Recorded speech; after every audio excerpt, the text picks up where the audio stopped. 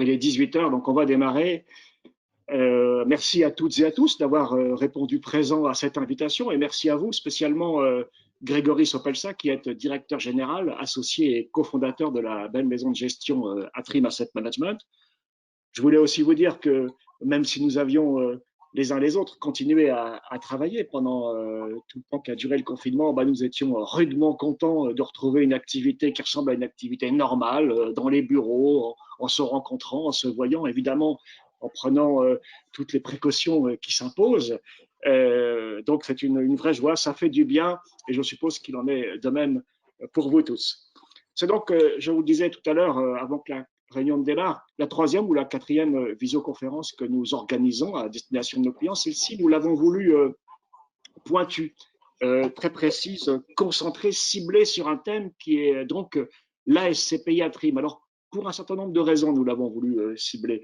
La première d'entre elles, c'est parce que cette SCPI est peut-être, je crois, je parle sous le contrôle de mes associés qui m'écoutent, peut-être la dernière des SCPI que nous avons référencée, Grégory, parmi la dizaine ou la douzaine que nous proposons très habituellement à nos clients. Donc c'est la plus récente, mais en même temps, ça a été pour nous une très forte conviction parmi les SCPI, une forte conviction en 2018 quand nous avons démarré notre partenariat, en 2019 évidemment, et même dès le début de l'année 2020. Aussi parce que ça n'a échappé à personne, le secteur de l'hôtellerie a été touché de plein fouet par la crise sanitaire et que certains des investisseurs dans cette SCPI ont pu légitimement se poser la question de la pertinence de leur choix. Et je ne doute pas qu'à la fin de cette réunion, vous leur aurez apporté, Grégory, quelques éléments très rassurants. Aussi, quatrième raison, parce que, comme vous allez nous l'expliquer, Grégory, nous continuons, nous les professionnels de l'investissement, à croire dur comme fer à la résilience, à la robustesse de ce secteur d'activité qui est certes, je vous le disais, impacté fortement momentanément, et nous y croyons, et spécialement en Europe, et vous nous expliquerez pourquoi. Parce qu'enfin, il était important de voir comment les biens qui composent précisément le patrimoine de votre SCPI, comment ces biens ont traversé cette première période de crise sanitaire et comment demain ils sont armés pour traverser une autre période, une période économiquement compliquée, celle qui est devant nous. Parce qu'enfin, dernière raison, il est nécessaire de se projeter et que c'est bien de regarder dans le rétroviseur, c'est bien de regarder les mesures qui ont été prises et qui produiront les effets sur les semaines, les mois et les courtes années à venir, mais c'est bien aussi de se projeter. Et moi, c'est souvent une question que je vous pose, Grégory, ainsi qu'à vos collaborateurs, c'est la question des cibles que vous visez à l'acquisition. Quels sont les prochains biens qui vont rejoindre la SCPI? Est-ce que cette crise a aussi été pour vous une façon de saisir des opportunités ou de négocier différemment vos projets d'acquisition? Voilà, c'est sur tous ces points que nous vous attendons. Nous avons convenu, Grégory, que vous commenceriez par présenter rapidement la maison que vous dirigez, refaire aussi un petit tour sur ce qu'est le secteur de l'hôtellerie en Europe, et puis comme ça, à la manière d'un entonnoir, petit à petit, à arriver jusqu'au sujet qui nous réunit ce soir, la SCPI Atrim Hotel. On est parti pour une petite heure. Quelques questions. Vous avez la possibilité, mesdames et messieurs les internautes qui êtes connectés ce soir, de poser quelques questions. Vous avez un onglet pour ça. Sinon, envoyez-nous des mails ou des SMS, on tâchera de les lire en cours de réunion. Et puis voilà, Grégory, je vous passe la parole, c'est à vous. Patrice, merci beaucoup. Puis, je suis ravi de pouvoir échanger avec votre équipe, avec vos clients, puisqu'on est ravis de ce partenariat dont vous l'avez dit, qui a démarré il y a 2 ans et qu'on entend bien effectivement continuer avec vous. Donc, oui, peut-être pour présenter d'abord Atrim, on est une société de gestion, en effet, que j'ai cofondée maintenant il y a 12 ans, en 2008, avec Pascal Savary, qui a précédemment travaillé chez Accor.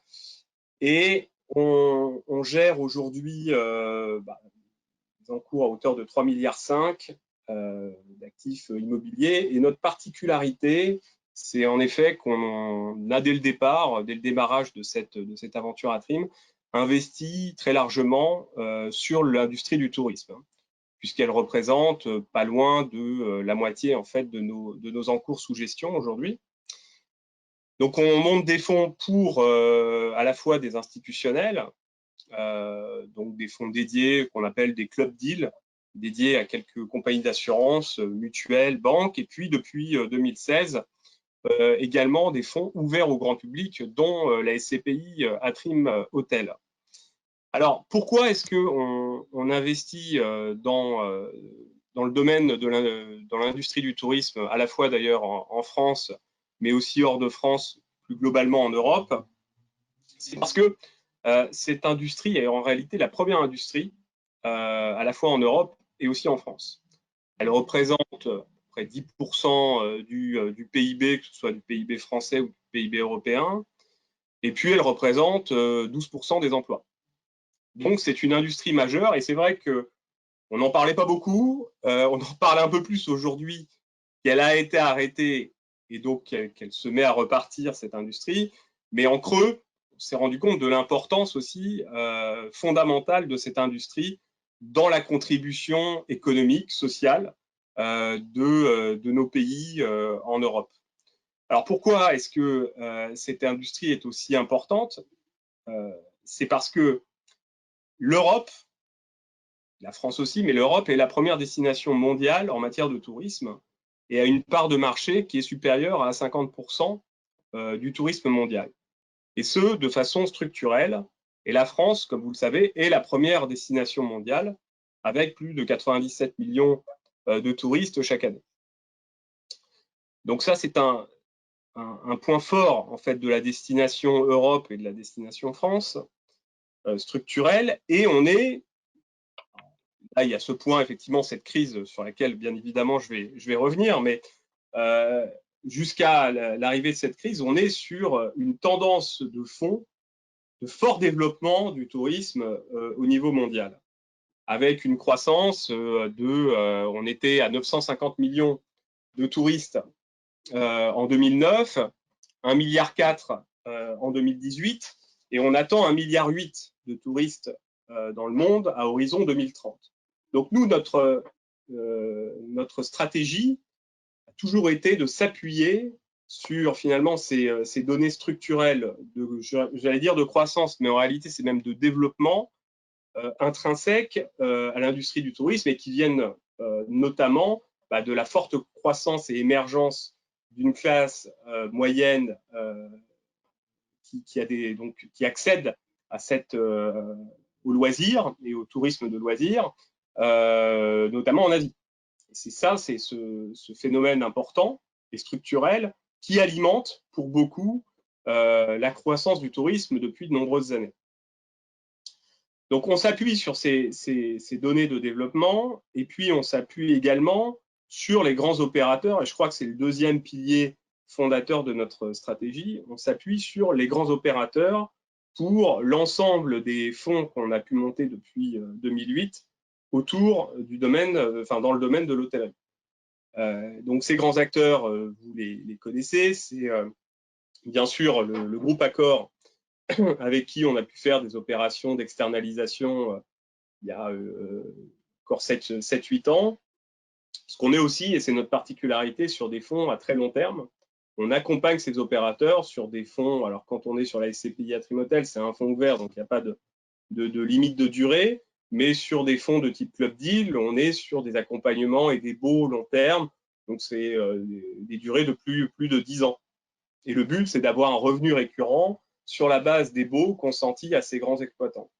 Donc on l'a fait bien sûr avec Accor, qui est de loin le leader en Europe, en tout cas sur le marché économique et milieu de gamme. On le fait avec des opérateurs qui sont aussi leaders sur leur marché, mais des marchés plus spécifiques. Je pense par exemple à Center Parcs ou au Club Med, qui sur leur marché, encore une fois, sont des leaders. Et finalement, on s'adresse à qui? On s'adresse à des opérateurs qui ont su aussi traverser une autre crise qui a eu lieu maintenant, en tout cas un changement de modèle qui a eu lieu il y a entre 10 et 15 ans avec l'émergence des Booking, des Expedia, des Airbnb qui ont profondément rebattu les cartes du tourisme. Et les grands opérateurs, ceux qu'on a pu sélectionner, sont ceux qui arrivent à parler le plus en direct finalement à leurs clients et donc à limiter les coûts d'intermédiation que peuvent représenter ces opérateurs ou ces hôteliers sans hôtel, comme on les appelle, pour ceux que je viens de citer, et qui prennent une partie de la marge de distribution.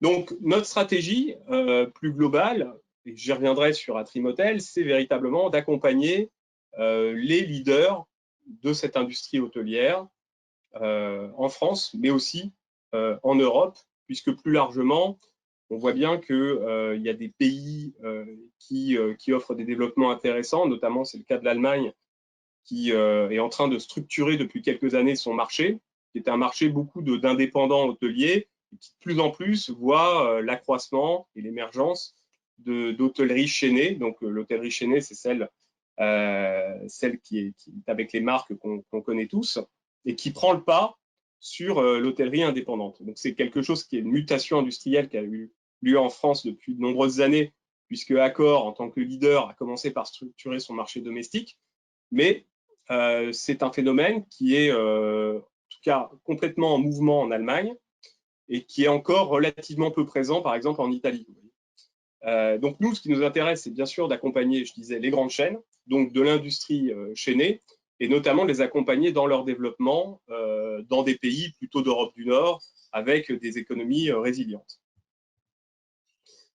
Okay. Donc, croissance depuis de nombreuses années, et j'arrive donc au sujet qui nous occupe aujourd'hui.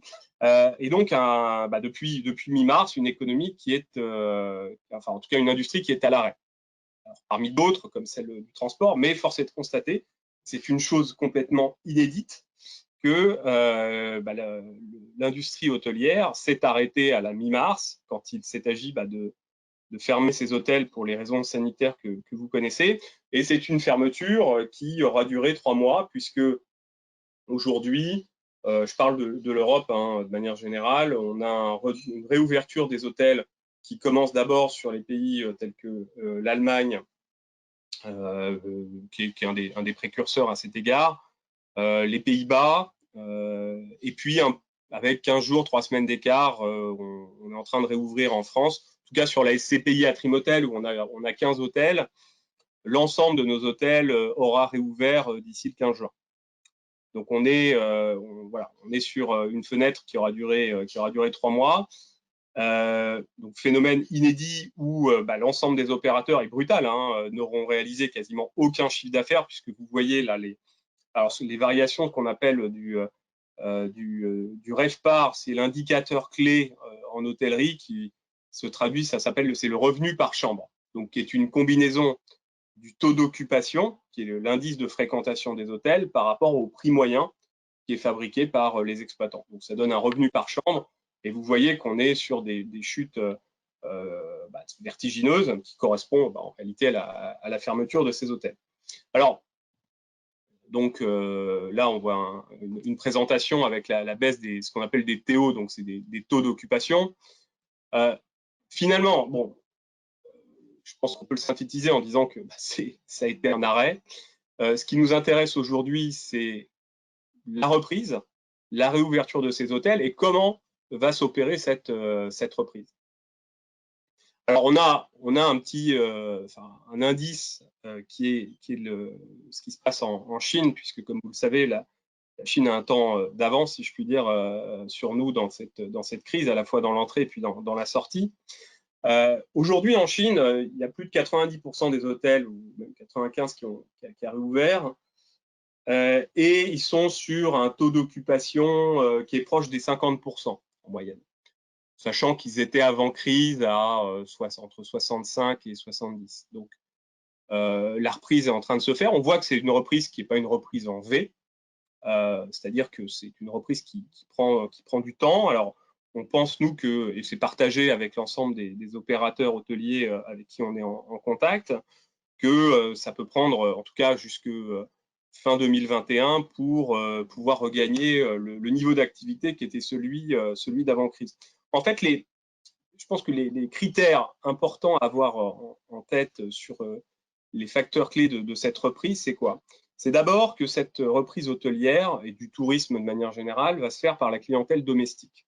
En tout cas, tant que les frontières hors Schengen sont fermées, c'est vraiment la clientèle domestique qui va primer, et donc tout le tourisme orienté autour de la clientèle domestique. Ensuite, autre point important, c'est les segments économiques, voire milieu de gamme, qui vont repartir les premiers, plus que le luxe. Et c'est notamment lié au premier point, puisque le luxe dépend aussi de la clientèle internationale. Puis le troisième point qui est fondamental, c'est également la capacité des hôteliers à mettre en place le protocole sanitaire qui est attendu par la clientèle. Parce qu'on peut se dire que sur l'industrie hôtelière, il peut y avoir un sujet de demande, mais en réalité, il peut y avoir aussi un sujet d'offre, puisque quelle va être l'offre, quels vont être les acteurs hôteliers qui vont pouvoir me proposer en tant que touriste, que ce soit touriste d'affaires ou touriste de loisirs pour mes vacances, une solution qui garantisse le plus possible ma sécurité sanitaire. Et on revient sur un de nos piliers fondateurs, qui est, encore une fois, les grands exploitants. Ce sont ceux qui sont le plus prompts à pouvoir proposer ces solutions, et preuve en est qu'ils s'y sont déjà saisis. Ils s'en sont déjà saisis. Avec Accor notamment, qui a proposé un label avec Veritas, BNB avec Socotec, le Club Med qui a aussi monté son label, Center Parcs. Enfin bref, donc on est avec ces acteurs-là sur en tout cas des arguments pour pouvoir réussir au mieux cette reprise. Alors, je dirais que ce qui est intéressant, et là je vais bientôt venir sur la SCPI Atrimotel, c'est qu'au fond, on a les critères, en tout cas dans notre stratégie d'investissement, qui correspondent à ces critères que je viens de définir comme étant des facteurs clés de succès pour la reprise. On est investi, alors là je vous présente une slide qui rappelle quand même les différentes façons d'investir dans l'hôtellerie. La SCPI Atrimotel, on est propriétaire immobilier, c'est-à-dire qu'on se limite à la propriété des murs et on laisse la propriété du fonds de commerce, le résultat d'exploitation et la gestion des opérations à un hôtelier qui peut être soit, et la plupart du temps, une chaîne, ou alors un hôtelier qui peut être un franchisé et qui lui-même a un contrat de franchise avec une grande chaîne hôtelière. Donc, on se limite, encore une fois, à un risque immobilier. Il y a différentes façons d'investir dans l'hôtellerie. On les montre en dessous, qui relèvent plus du private equity, avec vous pouvez investir en étant propriétaire des murs et du fonds de commerce, en ayant un contrat de management ou un contrat de franchise avec l'hôtelier. Et dans ces cas-là, vous prenez le risque d'exploitation, le risque du fonds de commerce. Vous avez les salariés de l'hôtel qui dépendent de vous. Ce n'est pas le cas sur la SCPI Atrimotel. Donc, nous, on reste propriétaire d'un immeuble avec un bail consenti sur le long terme avec un exploitant hôtelier. Alors, pour revenir sur la stratégie d'Atrimotel qu'on a développée dès l'origine, d'Atrimotel en 2016. Grégory, je voudrais vous interrompre une seconde. Si j'ai bien compris ce que vous disiez par rapport à ce que vous avez observé sur la reprise qu'il y a eu en Chine, la reprise de la fréquentation des hôtels. Oui. Je me dis que ce qui a repris donc une clientèle essentiellement domestique qui s'est dirigée vers les hôtels économiquement, je dirais, milieu de gamme, ni bas de gamme, ni luxe, mais milieu de gamme. Et je me dis que ça ressemble quand même pas mal aux hôtels que vous avez acquis dans la SCPI. Exactement.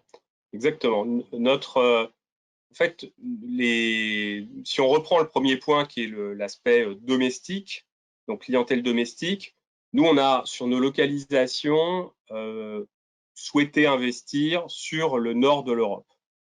Donc, quand je parle de nord de l'Europe, plus précisément, c'est Allemagne, Pays-Bas, Belgique, et France également. Donc, on est en gros investi à 40% en Allemagne, 40% en Belgique, 10% aux Pays-Bas et 10% en France. On a vocation à investir de plus en plus en Allemagne, et je vous parlerai ensuite des sujets d'investissement qu'on a à l'étude actuellement et qui sont les deux en Allemagne. L'Allemagne, c'est 80% de tourisme domestique. Donc, on est véritablement sur un pays qui est complètement lié et qui marche autour de sa clientèle domestique. Ensuite, notre stratégie d'investissement, elle est également portée sur les segments économiques et milieu de gamme. Pourquoi? Donc, c'est ce qu'on appelle on va dire 2 étoiles à 4 étoiles. Pourquoi est-ce qu'on a investi sur ces segments-là? C'est d'abord par rapport aux tailles d'hôtels et d'investissements qu'on souhaite avoir dans la SCPI, de façon à mutualiser le risque locatif. Donc, on est sur des investissements qui vont entre 6-7 millions d'euros jusqu'à une trentaine de millions. On ne veut pas qu'un hôtel pèse plus de 15% du patrimoine de la SCPI. Et ensuite, d'un point de vue plus hôtelier et activités d'exploitation, ce sont des activités qui sont autour de l'économique et milieu de gamme, relativement résilientes, et tout en permettant, beaucoup plus que le luxe. Le luxe, par exemple, est très cyclique. En 2009, typiquement, il y avait eu une baisse de 35 à 40% des revenus des RevPAR sur le luxe. Donc, c'est un marché très cyclique. On souhaite, nous, être sur ça correspond à la pérennité des revenus qu'on souhaite sur une SCPI. On souhaite avoir en dessous, même si on est en bail, en loyer fixe indexé, on souhaite avoir un exploitant qui ait des revenus les plus pérennes possibles. Et donc, plus vous allez vers le super économique et plus vous êtes sur des revenus pérennes.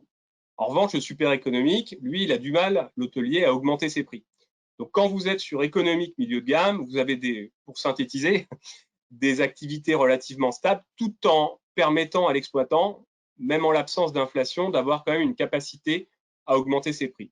Donc, on va dire que le plus bas de gamme qu'on puisse avoir dans notre portefeuille, c'est BNB. BNB qui est entre 2 et 3 étoiles. On appelle ça, ils sont appelés le concept écono-chic. Donc, c'est effectivement de l'économique, mais quand même avec une marque qui permet et un produit qui permet d'augmenter et de fabriquer des prix assez intéressants. Donc, en effet, on est complètement investi sur du 2-4 étoiles sur en tout cas, des classes d'actifs qui permettent de repartir normalement le plus rapidement. Donc, je disais, oui, et puis l'enseigne internationale. Oui, pardon, Patrick, je vous ai coupé. Non, je vous disais, j'opinais du chef, c'est-à-dire que ce que vous dites là confirme que normalement, nous devrions, lorsqu'on est associé de cette belle SCPI, quand même profiter pleinement du début du rebond, de la montée en puissance du rebond, jusqu'à retrouver des niveaux de taux d'occupation qui étaient ceux d'avant la crise. Ce sera sans doute en 2021. Donc ça, c'est assez rassurant.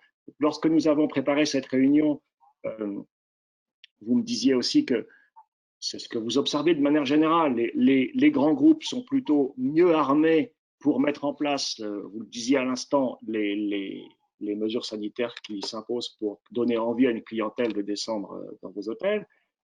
Donc ça, c'est la théorie, mais en pratique, dans votre patrimoine, dans les biens que vous avez achetés, on a donc comme locataires soit des grands groupes en direct, soit des grands groupes hôteliers, des groupes familiaux hôteliers, des gros franchisés. Donc, on est en face de gens, on n'est pas dans l'artisanat. On n'est pas Alors, exactement. comme ça. On n'est pas dans l'artisanat. Et ça, c'est important aussi. C'est important aussi parce que ça permettra à la SCPI de retrouver le niveau de loyer que normalement elle doit encaisser. Alors, c'est ma slide préférée. Voilà. Celle-ci, elle est chouette. Et puis, il faudra que la ligne à droite se continue et se poursuive. Hein. Exactement. Donc, c'est assez parlant, en effet, quand on parle, le dernier critère, en effet, de cette stratégie d'investissement, c'est d'être auprès de grands opérateurs en bail et sur du long terme.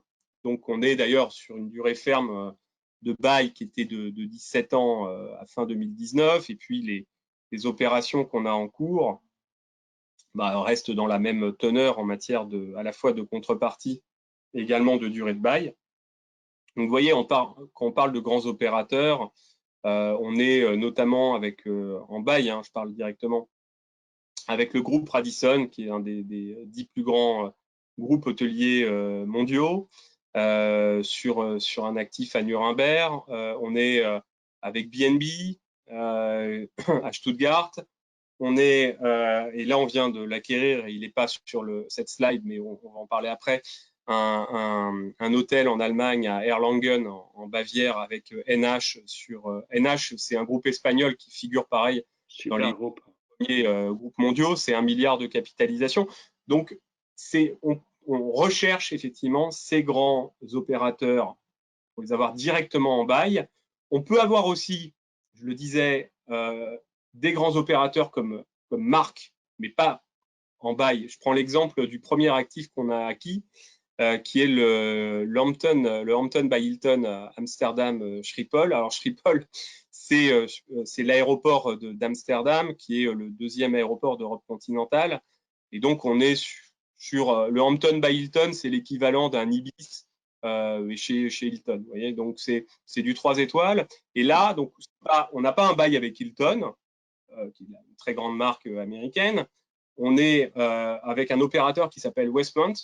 Mais Westmount, c'est un opérateur qui a quand même plusieurs centaines d'hôtels. Donc, c'est aussi un poids lourd et une contrepartie qui est tout à fait solvable. Donc, quand on est sur des franchisés ou des groupes indépendants, je prends l'exemple aussi du groupe Martins en Belgique, qui est un acteur important en Belgique, c'est des groupes avec des fonds propres. Donc, on a cette analyse-là, financière aussi. On a bien sûr une analyse hôtelière, mais aussi une analyse financière dans l'étude de nos dossiers d'investissement. Donc, cette SCPI à Trimotel, on a 15 hôtels. Ils ont été fermés pour 13 d'entre eux pendant ces 3 mois. Je le disais en préambule, tout à l'heure, ils vont tous avoir réouvert. Ils sont en train de réouvrir, les premiers en Allemagne. Et en tout cas, d'ici le 15 juin, l'ensemble des hôtels du portefeuille aura réouvert. Donc après, la question qui est légitime de se poser, c'est comment est-ce que nous, à Trim, on a géré auprès de ces opérateurs cette crise, puisque bien évidemment, on a eu des demandes de chacun des opérateurs liées à tout simplement le fait qu'il y ait une absence de chiffre d'affaires et des coûts quand même qui sont résiduels pendant cette période de 3 mois. Donc, on a eu des demandes, bien sûr, de franchise qui ont été sollicitées. Alors, on a une approche on va appeler de juste équilibre, qui consiste pour nous d'abord à défendre les intérêts de la SCPI à Trimotel et de ses associés, mais également de tenir compte aussi du fait que ces exploitants sont eux qui permettent aussi de générer le loyer, et qu'on a des baux long terme, donc aussi la faculté de pouvoir accompagner dans un juste équilibre, encore une fois, ces mesures qu'on a pu faire de facilitation, de les récupérer sur le terme du bail. Pour être plus précis, on a notre pratique, en tout cas, d'accompagnement privilégié a été de faire un report des loyers, c'est-à-dire d'essayer de limiter au maximum les franchises s'il n'y a pas de contrepartie, et de dire, OK, il y a une partie du loyer du deuxième trimestre que vous n'allez pas payer tout de suite, et à ce moment-là, soit on va la reporter sur la fin de l'année, voire un peu plus en fonction de l'activité de l'hôtel, mais en revanche, vous allez payer votre loyer. Donc ça, on a pu le faire typiquement avec justement les plus grands groupes. Excusez-moi. Je suis désolé, je suis interrompu. Un jeune stagiaire, peut-être. Voilà, exactement. D'accord. Excusez-moi. Donc, avec, par exemple, Radisson à Nuremberg, on lui a accordé un report de la moitié du mois d'avril qu'il va payer sur le deuxième semestre. Donc, à la fin de l'année, on aura encaissé 100% du loyer sur cet hôtel. sur le BNB ou sur le NH qu'on vient d'acquérir. En fait, on a passé un deal, puisque notre intérêt, c'est aussi de valoriser le patrimoine, et donc c'est la durée des baux qui fait aussi la valorisation de ce patrimoine. Et donc, on a pu obtenir une augmentation de la durée de bail sur chacun des deux hôtels, de 3 ans pour l'un, de 2 ans pour l'autre, et en contrepartie, on leur accorde 2 et 3 mois de franchise, mais qu'on lise dans le temps. Donc, il y aura une partie qui sera en franchise cette année, une partie l'an prochain. De manière générale, on a pour objectif de gestion, et on est en passe de l'atteindre, là, on termine nos négociations avec les locataires, d'avoir encaissé 50% du loyer sur le deuxième trimestre. Donc, c'est véritablement le moment qui va être, en termes de performance, qui va être le plus difficile, hein, qui correspond encore une fois à cette période de fermeture. 50% du loyer donc sur le trimestre, et qu'on essaye dans la mesure du possible, pour les 50% restants, de récupérer sur les trimestres suivants, qui vont aller du deuxième semestre 2020 jusque 2021. Grégory, si je comprends bien ce que vous me dites, je comprends que, à une ou deux exceptions près, il n'y aura pas d'abandon de loyer en ce qui concerne le T2 2020. Il y a un différé de paiement, il y a peut-être un ou deux hôteliers qui négocieront avec vous pour ceux qui ont été le plus impactés, mais vous me corrigerez si je me trompe, avec lesquels il faudra envisager une franchise un abandon partiel de loyer. Et vous m'aviez dit aussi, lorsque nous avions préparé cette réunion, que vous aviez je crois me rappeler, deux hôtels pour lesquels il y avait eu zéro problème sur le T2. Je crois me rappeler qu'il s'agissait peut-être du Hampton by Hilton d'Amsterdam et de cet excellent Mercure à Niort. Niort, quatrième ville financière de France. On a tendance à l'oublier un petit peu, qui n'est pas une ville sinistrée. Vous avez une très bonne mémoire, Patrice, en effet. En effet, les deux hôtels, effectivement, ont acquitté leur loyer du deuxième trimestre, et donc on n'a pas eu de discussion sur ces deux hôtels. Donc, en effet, pas d'abandon de loyer ou très très peu. Non, il n'y a pas eu, il n'y a rien du tout. Rien du tout. D'accord. Non, je parle en dehors de ces deux-là, des autres. Alors, sur les autres. Sur les autres, en fait, il n'y a pas. Alors, mis à part, on a un locataire qui représente 10% à peu près des loyers du portefeuille, qui s'appelle Different Hotel, qui est un hôtelier indépendant, où là, effectivement, on va leur consentir de la franchise parce que ils ont été mis en difficulté par cette crise. Mais c'est 10% des loyers du portefeuille. En revanche, les 90% restants, qui sont pour la plupart, en tout cas des grandes enseignes sûres et tenues par soit directement ces grandes enseignes à bail, soit par des franchisés. Il faut se rappeler que les franchisés ont aussi une valeur de fonds de commerce qu'ils cherchent à défendre à tout prix dans cette crise et de manière générale. Donc, c'est eux qui sont impactés les premiers, et leur fonds de commerce, ils cherchent à le défendre. Donc, c'est aussi notre première sécurité, nous, en tant que bailleurs immobiliers, qu'ils aient cet actif à défendre, puisque ils vont chercher à rembourser, à emprunter pour pouvoir rembourser les loyers, afin de préserver leur actif. Donc sur les 90%, eh bien oui, on ne consent pas de franchise, sauf si on obtient une contrepartie. Et cette contrepartie, c'est quoi? C'est une extension de la durée du bail qu'on va retrouver dans une appréciation de la valeur de ces actifs. On y reviendra sur la question des loyers. Donc, la durée du bail, tout à l'heure, c'est quelque chose que vous avez évoqué, Grégory, rapidement, la durée résiduelle moyenne pour la SCPI, je parle sous votre contrôle, 17 ans, oui. Quelque chose comme ça. Il faut bien 17 ans, voilà. Il faut que ceux qui nous regardent et qui détiennent cette SCPI ou envisagent d'y investir, ou qui détiennent par ailleurs d'autres SCPI plus traditionnels, plus classiques, cette durée moyenne résiduelle de bail n'a pas d'équivalent. Ça n'existe pas dans les SCPI classiques de murs de bureau, de murs de commerce, etc.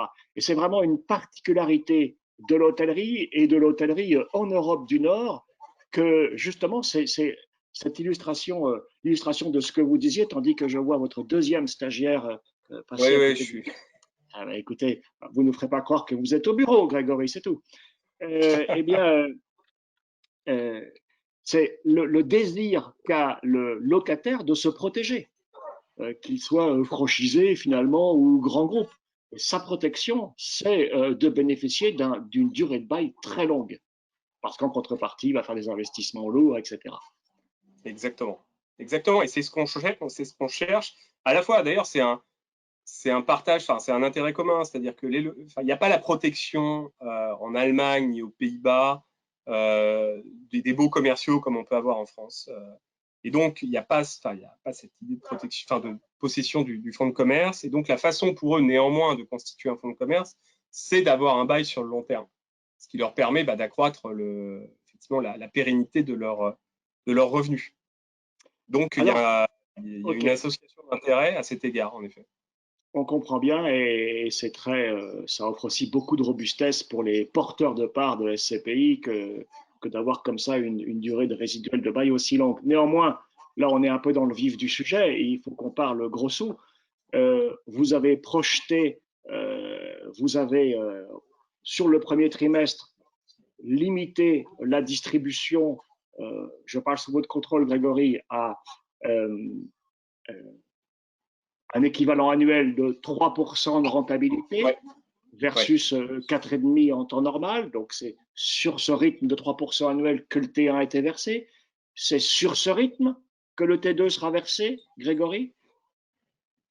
Alors, de manière générale, c'est en tout cas ce qu'on vise en moyenne sur l'année. C'est-à-dire on D'accord. va avoir un point bas qui est au T2, qui dépend encore de la finalisation des discussions avec les locataires. Mais en réalité, pourquoi est-ce qu'on a un point bas au T2? C'est pour deux raisons. La première que j'ai évoquée effectivement sur le recouvrement partiel des loyers du portefeuille.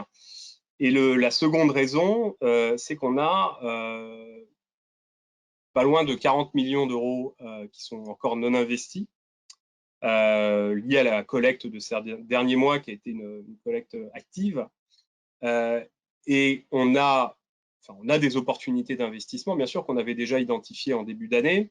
Et la crise du Covid venant, on a souhaité maintenir à l'étude ces opportunités. Néanmoins, on s'est dit qu'on pourrait les négocier dans de meilleures conditions, ce qu'on est en train de faire, pour pouvoir les réaliser entre le troisième et quatrième trimestre. Donc, clairement, on a un effet dilutif à court terme, en tout cas sur le deuxième trimestre de cette collecte non investie, mais qu'on va retrouver, j'ai envie de dire, fin du T3, début du T4, puisqu'on aura Alors, investi. Grégory, OK, effet dilutif. Donc, ce qu'il faut comprendre, c'est que cette trésorerie-là, qui aurait été investie s'il n'y avait pas eu les événements liés au Covid, finalement n'a pas été investie. Donc, elle est là en attente qu'elle rapporte rien du tout, voire même qu'elle fabrique un petit rendement négatif. En tout cas, ça rapporte zéro. Et que donc, ça aussi, ça vient finalement concourir à la diminution du loyer qui sera versé au titre du T2. C'est ça? Exactement. Exactement. D'accord. C'est exactement ça. Mais bon, c'est encore une fois, dans une logique plutôt de saine gestion qui est de Ah dire, oui, cet argent, autant l'investir. On peut vraiment avoir des sujets assez relutifs pour la SCPI. Et donc, c'est comme ça qu'on organise effectivement notre politique d'investissement. Et donc, on va avoir un point bas au T2 avec une remontée progressive T3 puis T4 pour revenir au T4 sur les niveaux même supérieurs, je pense, puisqu'on va vraisemblablement utiliser du report à nouveau, ce qu'on n'a pas fait encore. Et on attend plutôt le quatrième trimestre pour pouvoir utiliser du report à nouveau. Et de d'accord. façon à ce qu'on anticipe, c'est avoir une moyenne aux alentours de 3 sur l'année 2020. Alors, je rappelle que c'est un dividende qui a déjà subi la fiscalité à hauteur de plus de 90%, puisque on est à 90% hors de France, Allemagne, Pays-Bas, Belgique. Donc, on est post-fiscalité à hauteur de cette quote-part. D'accord, donc dit autrement, si on recalculait ça et si on comparait avec une SCPI qui détiendrait 100% de ses actifs en France, il faudrait comparer ça à une SCPI qui distribue du 4% net avant fiscalité à ses investisseurs français fiscalisés dans une tranche marginale d'imposition à 30%. Tout à fait, tout à fait. Donc, et ensuite, 2021, bah là, on va reprendre un rythme plus conforme, en effet, à ce qu'on avait opéré, notamment en 2019, enfin, en tout cas les années précédentes. Alors, sauf effectivement, nouvelle crise, mais ça, bien évidemment, aujourd'hui. Ok, donc une année 2020 où la moyenne, enfin, vous allez distribuer en gros 3% à vos investisseurs. En revanche, donc le rattrapage, voilà, les négociations que vous êtes en train de finaliser et qui vont se traduire par un lissage plus ou moins long des loyers non encaissés au titre du T2 sera perceptible probablement, donc, si je vous suis bien, sur les loyers versés en 2021. Alors, enfin, en fait, le lissage les reports de loyer vont bénéficier à la fois au trimestre, puisqu'on va avoir des reports sur le T3, sur le T4 2020, et également, effectivement, pour partie sur 2021, en effet. Donc, ça va bénéficier sur les trimestres suivants. Oui. D'accord, ok. Bon. Donc, on est vraiment, enfin, il faut comprendre que c'est une classe d'actifs. Nous, on n'a pas de sujet de commercialisation parce qu'on fait aussi du tertiaire, donc on sait comment ça marche et on n'a pas de sujet de commercialisation. Mais là, par rapport à, encore une fois, ce phénomène inédit, on a eu légitimement un sujet de discussion avec nos opérateurs. Voilà. Mais qui en risque par rapport à leur maintien dans l'exploitation, mais qui ont eu besoin d'un accompagnement sur la trésorerie qui s'entend sur le long terme. Bien sûr. Alors, si maintenant on se projette un petit peu, Grégory, tout à l'heure, vous nous disiez que justement, vous aviez de la trésorerie non employée parce que vous aviez souhaité, sans rompre les discussions, en tout cas sinon les ralentir, en tout cas les envisager différemment. Dit autrement, est-ce qu'on peut en conclure que pour vous, cette crise aussi sera génératrice d'opportunités à la fois dans les futures acquisitions ou dans la façon de négocier ces acquisitions? Vous avez commencé à nous donner des éléments de réponse en parlant de durée du bail. Je crois aussi qu'il y a des questions de garantie. Euh, Complètement. Je pense que pour être donné par le vendeur. On vous écoute là-dessus. Oui, alors d'une part, aujourd'hui sur nos critères d'investissement, c'est quoi déjà sur les localisations? On reste bien sûr focalisé, enfin en tout cas assez prompt à investir en Allemagne, qui, je le disais, est un marché qui a été le premier en tout cas à repartir. On parlait toujours des critères aussi macroéconomiques de dette sur PIB, etc. Ça leur a permis aussi de faire une relance budgétaire à des niveaux assez incomparables pour relancer l'activité. Donc ça, ce sont des critères importants qui vont soutenir l'activité hôtelière, avec encore une fois la clientèle domestique importante. Donc localisation, on reste vraiment sur l'Allemagne et sur des grandes villes allemandes, hein, parce que là, les sujets qu'on regarde, c'est à Munich et à Hanovre. Ce qu'on apprécie aussi dans ce pays, c'est la diversification, enfin le nombre, la mutualisation qu'on peut avoir du risque autour de villes qui font plus de 500 000 habitants, hein, qui est la taille de Lyon, je le rappelle. Donc il y a à peu près une quinzaine de villes en Allemagne qui sont éligibles à ces critères-là. Donc on reste assez focalisé sur l'Allemagne, en plus avec une fiscalité à 16%. Il y a aussi un intérêt fiscal dont bénéficient ensuite les associés de la SCPI. Oui, là, Grégory, vous parlez du taux de prélèvement à la source, c'est ça? Exactement, du taux de prélèvement à la source. Okay. Okay. Et puis l'autre point qui est fondamental, c'est laquelle, je pense que d'ailleurs c'est au-delà de l'hôtellerie, à mon avis, cette crise, elle va avoir un impact sur l'ensemble des sujets immobiliers, sur la qualité en fait des contreparties éligibles au baux.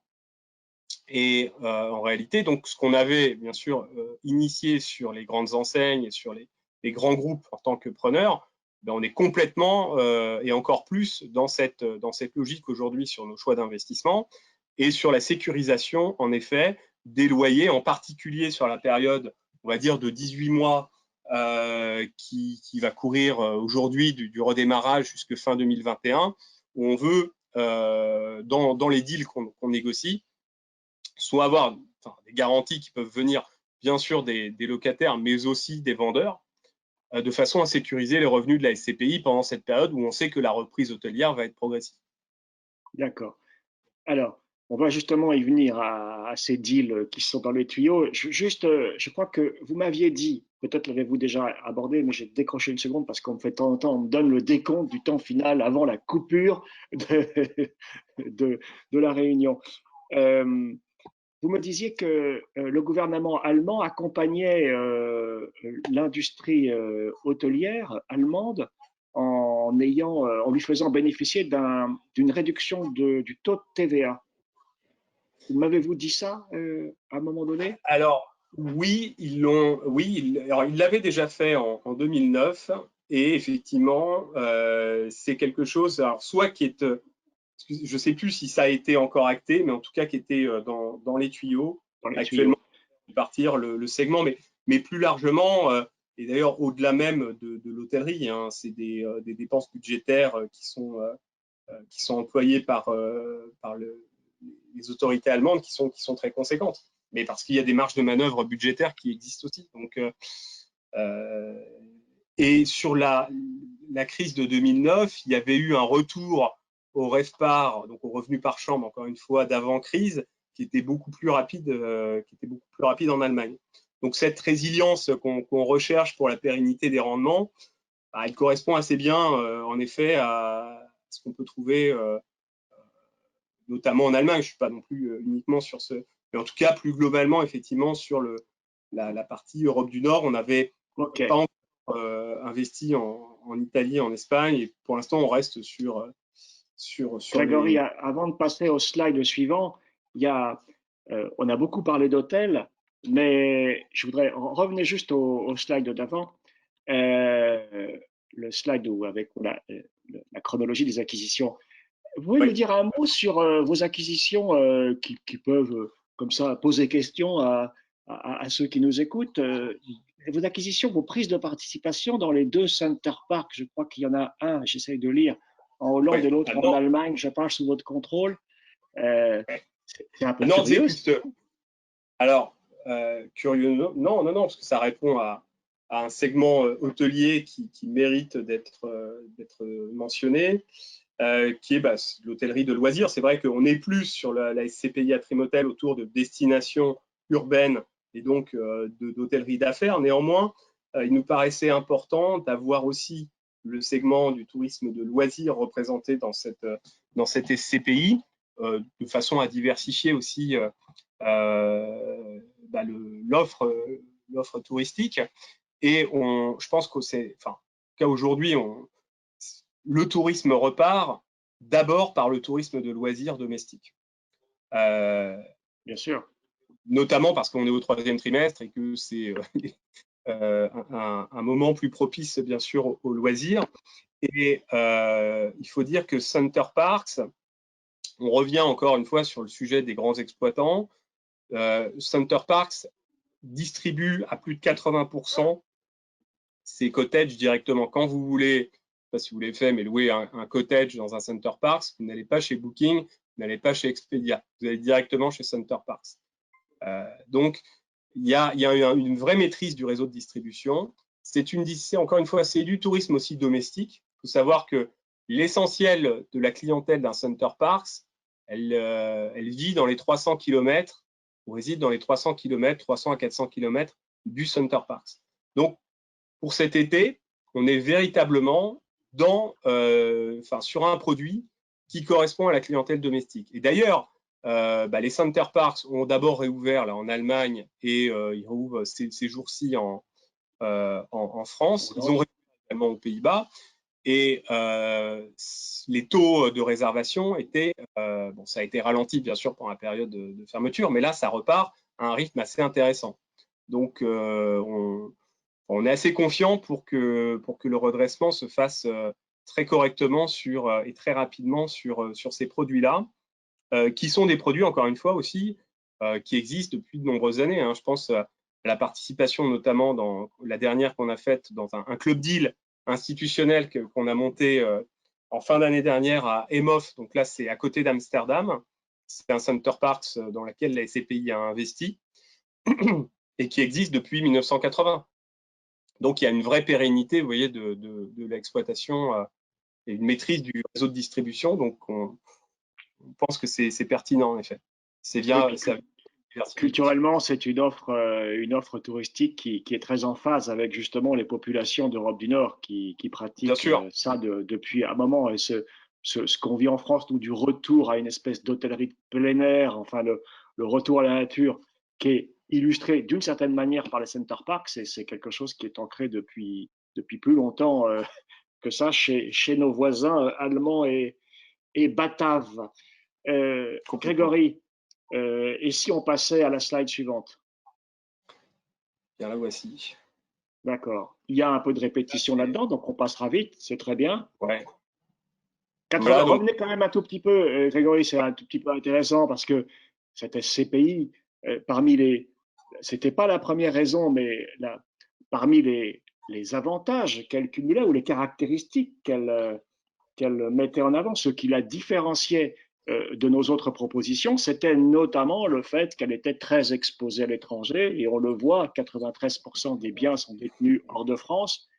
A contrario, 7% des biens sont détenus en France à ce jour. Évidemment, c'est un pourcentage qui va varier à chacune de vos acquisitions. Et ce que je sais de ce qu'il y a dans vos tuyaux va contribuer probablement encore à diminuer cette part française. En tout cas, ça veut dire que, dit autrement, et ce qui va intéresser nos clients, c'est qu'une toute petite partie des revenus générés par la SCPI, une partie de plus en plus marginale, seule une toute petite partie de ces revenus sera fiscalisée classiquement en France avec un taux de prélèvement qui correspond à la tranche marginale d'imposition plus les prélèvements sociaux. Donc, c'est pour ça que parfois on a pu, en prenant un raisonnement un petit peu à la hache, parler de neutralité fiscale de cette SCPI ou de quasi-neutralité fiscale, et que c'est ce qui est exprimé dans le petit tiret du dessus, en rythme normal, vous voyez, 4,75 après fiscalité étrangère. S'il fallait retraduire ça dans une SCPI détenant 100% de ses biens en France, on parlerait d'un taux de distribution compris entre 5,5 et 6%. Donc, ce rappel étant fait, passons à la slide suivante, Grégory. Donc ça, c'est un panorama fait de nos objectifs de collecte de 2020, capacité d'investissement. Donc, il y a une partie, effectivement, plus de la moitié de la collecte qui a déjà été réalisée. Et donc, on a pour cible, en tout cas aujourd'hui, on a deux opérations sur lesquelles on est en exclusivité pour pas loin de 70 millions d'euros. On a réalisé, donc en Allemagne, sur, je disais, Munich et Hanovre, on a réalisé une acquisition en avril, j'en parlais tout à l'heure, à Erlangen. Erlangen, c'est une des principales villes de Bavière, avec notamment le siège de Siemens. Et on est avec un opérateur qui est NH sur un bail de 15 ans et qui donc, par la négociation qu'on est en train de faire, va passer à 17 ans. On est toujours sur des rendements cibles moyens de 5,50, voire même, là, on peut, je pense, compte tenu du contexte, essayer d'avoir une prime et d'être plus proche de 5,50, voire plus, 5,50 plus.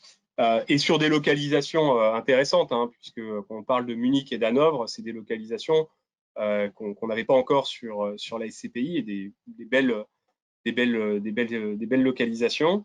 Et pour atteindre notre objectif, en effet, un cumul de patrimoine, alors soit acquis, mais plus vraisemblablement acquis ou sous promesse, de l'ordre de 300 millions d'ici la fin de l'année.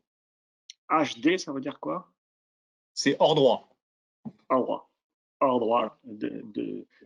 Donc c'est les droits et hors droit d'enregistrement. Ok, alors il y a quelques quelques mots à décrypter sur cette slide qui est très intéressante. Vous voyez une capacité d'investissement de 110 millions avant effet de levier et un peu plus de 150 après. Ça, c'est corroboré par une des lignes qui indique levier cible à 30%. Est-ce que vous voulez nous parler un petit peu de ça, Grégory, de cet effet de levier? Alors, c'est un effet de levier qu'on a bâti depuis l'origine sur la SCPI, qu'on maintient aux alentours de 30%. On obtient des conditions de financement qui tendent, comme sur tous les actifs, hein, à se renchérir actuellement, mais qui ont toujours été bien octroyés compte tenu de la durée des baux dont on bénéficie en réalité. Donc, il y a toujours un effet, en tout cas relutif pour le rendement, d'avoir effectivement cet effet de levier. Et ça vous permet parfois d'anticiper une collecte et de vous projeter dans des acquisitions parce que vous savez que la collecte arrive et il ne s'agit pas d'attendre simplement que la collecte soit là pour investir, etc. Donc vous êtes exactement. Et d'ailleurs, on est depuis l'origine, pardon Patrice, mais on est depuis l'origine sur des délais de jouissance, un délai de jouissance qui est assez réduit puisque on est au premier jour du 4e mois, donc qui sur le marché est quelque chose encore d'assez. C'est bien.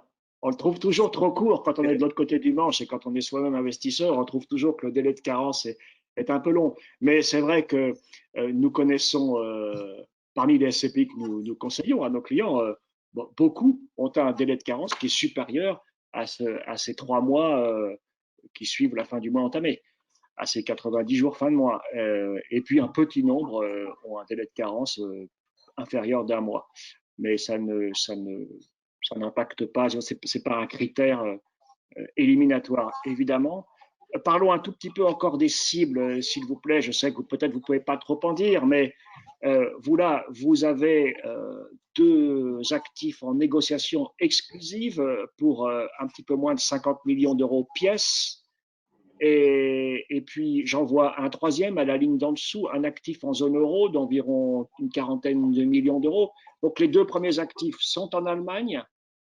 Les 2 premiers sont en Allemagne. Le troisième, ça, c'était plutôt les cibles qu'on se fixe. Aujourd'hui, donc, c'est pour effectivement plus de 70 millions où on est en exclusivité. Après, ce qu'on se fixe, c'est effectivement un autre actif en zone euro.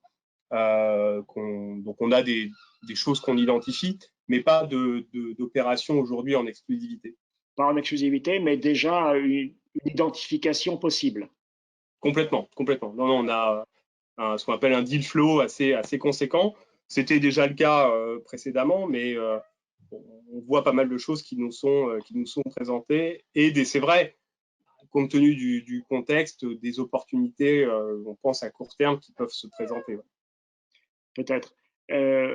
Encore, j'insiste, hein, mais sur les 2 biens là en Allemagne, on peut savoir la ville ou c'est encore trop tôt? Oui, alors non, mais les 2 biens en Allemagne, donc il y en a un qui est à Munich et l'autre est à Hanovre.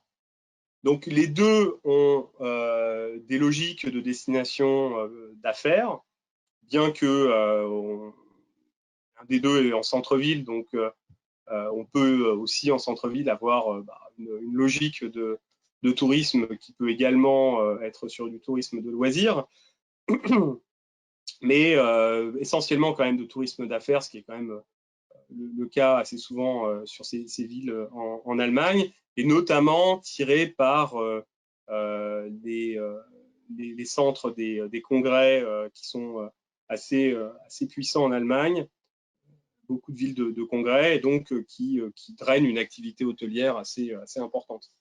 D'accord. Et qu'est-ce qu'on peut savoir à ce stade de l'exploitant?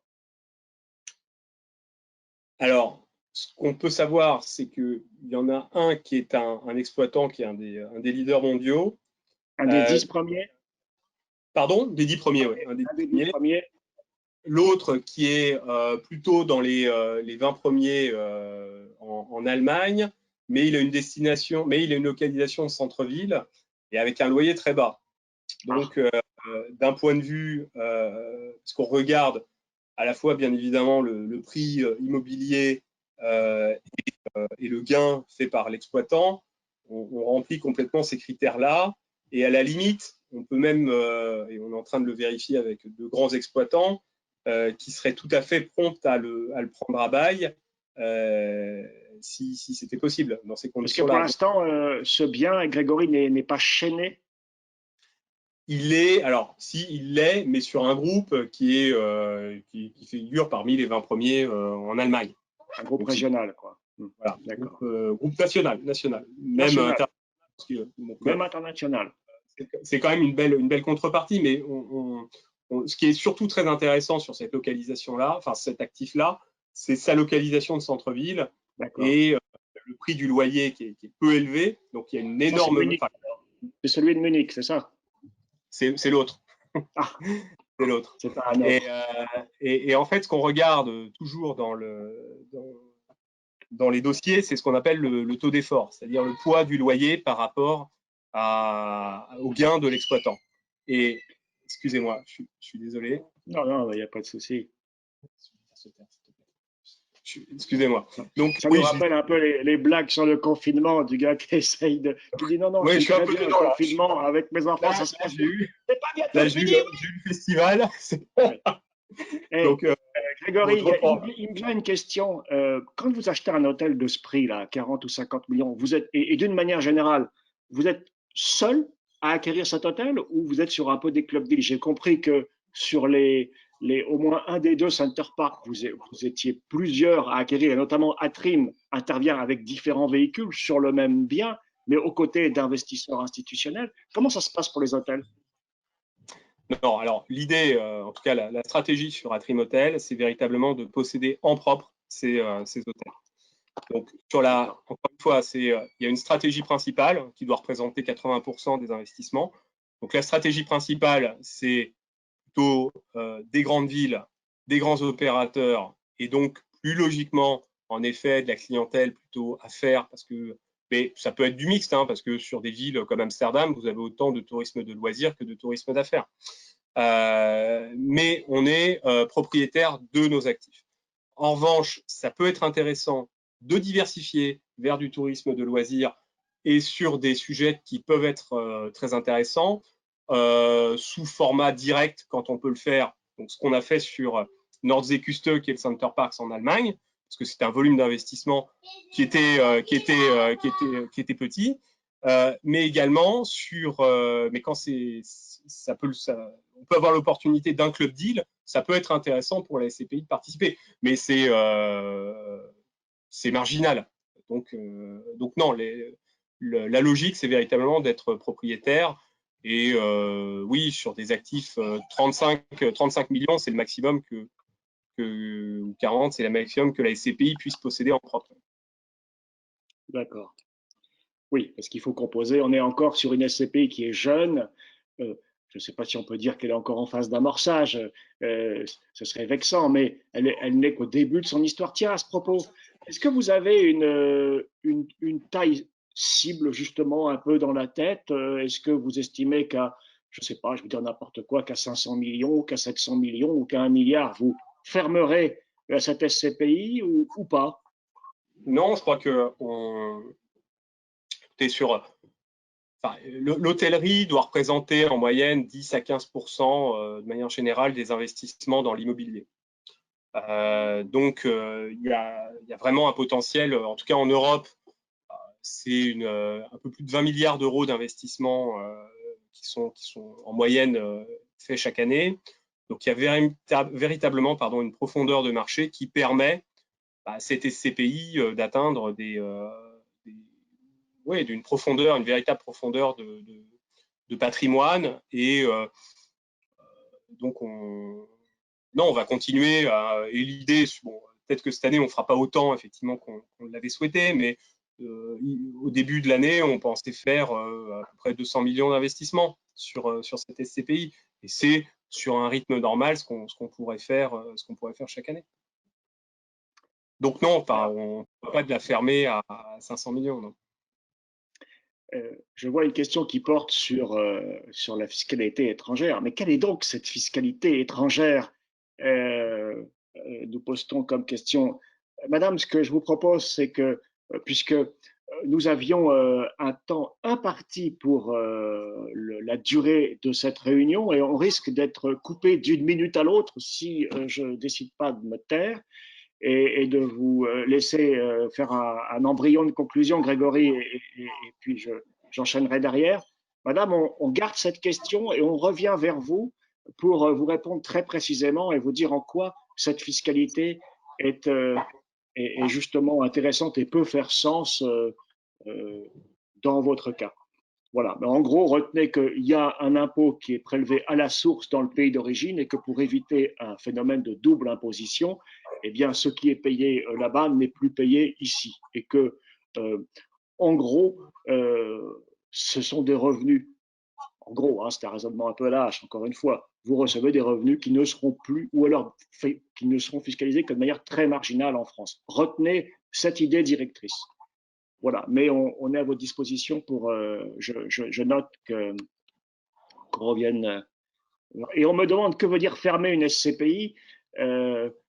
Eh bien, aujourd'hui, vous êtes sur une SCPI à capital variable. Il n'y a pas de limite à la souscription, non pas par personne, mais en volume global. La SCPI ne s'est pas dit à 300 millions, ben, j'arrête d'être commercialisé. Voilà ce que veut dire une ferme. On oppose les SCPI à capital variable aux SCPI à capital fixe. Les deux ont des avantages et des inconvénients. Cette SCPI, on est encore à son début de son histoire. Elle est encore à capital variable pour un moment. Mon cher David, je suis prêt à développer ce point avec toi de manière plus précise. On ne va pas se retarder. Grégory, un mot de conclusion, s'il vous plaît. En conclusion, nous, nos convictions autour de l'industrie du tourisme restent inchangées. En tout cas, j'ai commencé par les perspectives long terme de croissance et de développement. Pour nous, elles restent en vigueur, elles restent d'actualité. Il est évident que oui, le tourisme va sans doute être consommé différemment avec la mise en place, je l'évoquais, de ces protocoles sanitaires par les grands exploitants, qui sont d'ores et déjà mis en place d'ailleurs. Mais finalement, c'est une classe d'actifs qui a tout son sens sur le long terme, tant tourisme de loisirs que tourisme d'affaires. Et de manière plus générale, d'ailleurs, je crois que l'immobilier doit de plus en plus apporter une valeur ajoutée pour garder son sens. Hein. C'est le cas aussi du commerce avec la concurrence du online.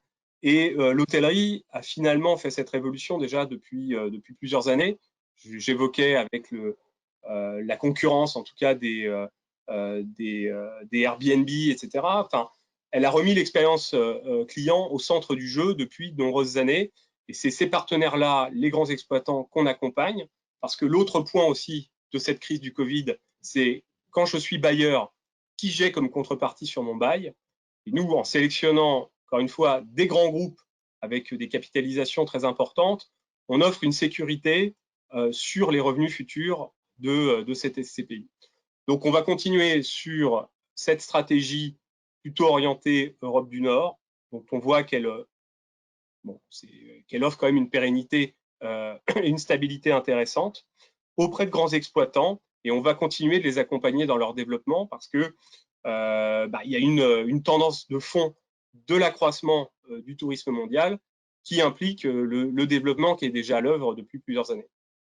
Ok, Grégory. Donc, j'ajoute que ces grands exploitants ont besoin d'investisseurs immobiliers. C'est une économie de l'offre, c'est l'offre qui crée la demande et l'offre, elle a besoin.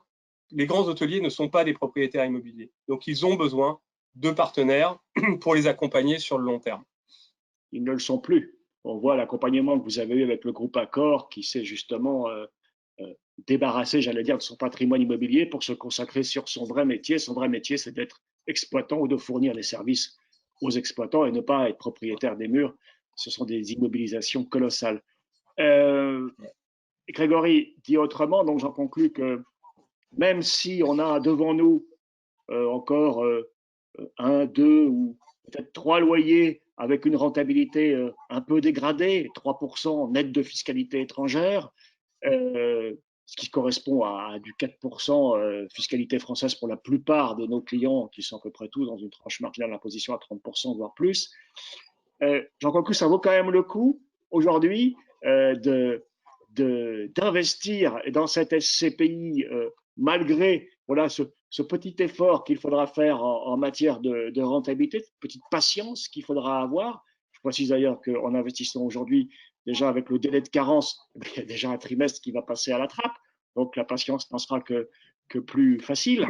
Mais ça vaut donc le coup d'être patient et de continuer à faire de ce secteur et de cette SCPI une, un véhicule d'investissement sans en faire la priorité, bien sûr, mais en stratégie de diversification à côté d'autres SCPI plus classiques, ça vaut encore le coup. Vous Bah, n'oublierez pas les investisseurs qui ont été patients et qui se sont contentés de 3% de rentabilité sur une partie l'année 2020. on ne les oublie pas, bien sûr. C'est investir aussi, il faut le dire, hein, dans la première industrie européenne et française. C'est une industrie qui est créatrice d'emplois. Hein. L'investissement dans des hôtels, c'est la création aussi d'emplois. Et puis, en matière de, parce qu'on a parlé des DVM, mais la valeur aussi d'un investissement, c'est la valeur des parts. Et je tiens à dire qu'on est, on est sur une stabilité, voire même on a accru à la valeur de reconstitution là, au 31/12/2019 à 1056 €. Donc on a une vraie résilience à cet égard. Hein. Et D'accord. on est plus proche en effet d'une revalorisation à la hausse qu'à la baisse. Hein. Donc on a aujourd'hui une stabilité du prix de part qui est, en tout cas, qui au 30 juin est actée. Quoi. D'accord. Eh bien, écoutez, j'ai l'impression que l'ordre du jour est un peu épuisé. Je ne vois pas d'autres questions. Grégory, on va vous laisser retourner. Je crois que vous êtes réclamé un peu chez vous. Excusez-moi encore, c'est Mais vous êtes tout excusé. C'est vraiment sympa de nous avoir consacré tout ce temps. Euh, à toutes et à tous, je vous remercie d'avoir participé. Nous avons atteint un beau taux de fréquentation aujourd'hui. Nous avons été à un moment donné une bonne quarantaine de participants.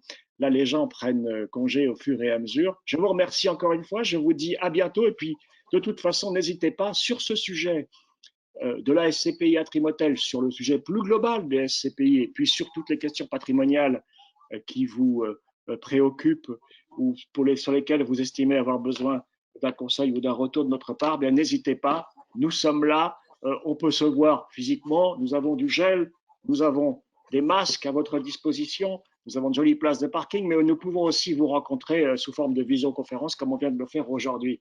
Bref, on est à votre disposition. À toutes et à tous, je souhaite une bonne soirée. Merci, merci Grégory, à bientôt. Patrice, merci à vous. Portez-vous bien à Merci tous à tous. et à la prochaine. Au revoir. Au revoir.